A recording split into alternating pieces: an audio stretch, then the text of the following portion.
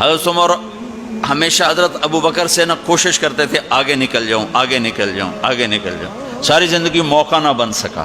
تبوک کا موقع آیا تو اللہ کے نبی نے کہا مال خرچ کرو، تو عمر کہنے لگے آج میں ابو بکر کو کاٹ سکتا ہوں، آج میں اس سے آگے نکل سکتا ہوں کہ وہ آج کل غریب ہے، میں مالدار ہوں، تو وہ تھوڑا لائے گا میں زیادہ لاؤں گا تو میں بڑھ جاؤں گا۔ لہٰذا انہوں نے اپنے مال کا آدھا حصہ آدھا گھر میں رکھا اور آدھا لے کر آئے۔ ابو بکر نے جھاڑو پھیر دیا، جو کچھ تھا وہ سارا سمیٹ کے لے آئے۔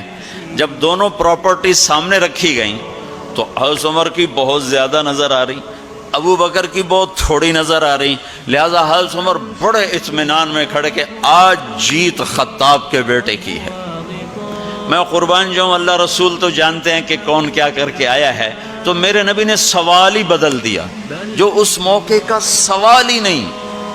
میرے نبی نے پوچھنا یہ تھا ابو بکر کتنا لائے ہو، عمر کتنا لائے ہو، اور یہی اس موقع کا سوال ہے، لیکن اللہ رسول جانتے ہیں کہ کس کے مال میں وزن زیادہ ہے، تو میرے نبی نے سوال بدل دیا، فرمایا عمر ما خلفت، واہ واہ عمر پیچھے کیا چھوڑ کے آئے ہو؟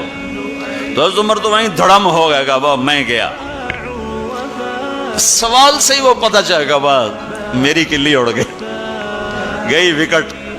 عمر ما خلفت یا ما ترکت لأہلک، یہ دونوں الفاظ ہیں، پیچھے گھر والوں کے لیے کیا چھوڑا؟ تو پہلے حضرت عمر بڑے جوش میں کھڑے تھے، پھر ایک دم ڈھیلے ہو گئے، کہنے باجی آدھا چھوڑا ہے آدھا لایا۔ پھر آپ نے کہا ابا بکر ما خلفت یا ما ترکت لأہلک، ابو بکر تو پیچھے چھوڑ کے کیا آیا، بچوں کے لیے کیا چھوڑ کے آیا؟ تو انہوں نے کہا ترکت اللہ ورسول، میں تو اللہ اس کے رسول کو چھوڑ کے آیا ہوں، باقی سب کچھ لے آیا۔ تو اس پر عمر کہنے لگے ابو بکر میں نہیں تجھ سے آگے بڑھ سکتا، کوئی بھی تجھ سے آگے نہیں بڑھ سکتا۔ اور اگلی سنو،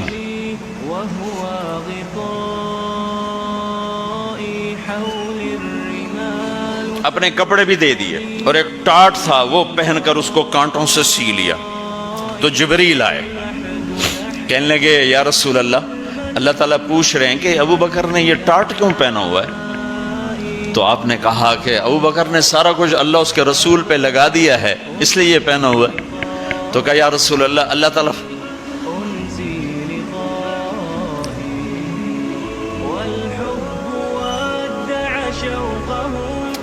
اللہ تعالیٰ فرما رہے ہیں ابو بکر سے پوچھو مجھ سے راضی تو ہے، مجھ سے راضی تو ہے، اس فقر میں مجھ سے راضی ہے؟ میں تو اتنا سفر کر کے آیا ہوں، حالانکہ ابھی 4 دن پہلے میں 12 ملکوں کا 10 ملکوں کا سفر کر کے ہوں، ساری ہڈیوں میں درد ہے، میں اس لیے آیا ہوں کہ چلو کوئی بخشش کا بہانہ مل جائے، کوئی بخشش کا بہانہ مل جائے، اللہ راضی ہو جائے۔ آپ سارے اس لیے حج پہ جا رہے ہو کہ اللہ راضی ہو جائے، جو سارے جہان سے کہتا ہے مجھے راضی کر، وہ کہہ رہا ہے ابو بکر سے پوچھو مجھ سے راضی تو ہے۔ تو آپ نے کہا ابو بکر تیرا رب تجھے سلام بھی کہہ رہا ہے اور پوچھ رہا ہے کہ راضی ہو؟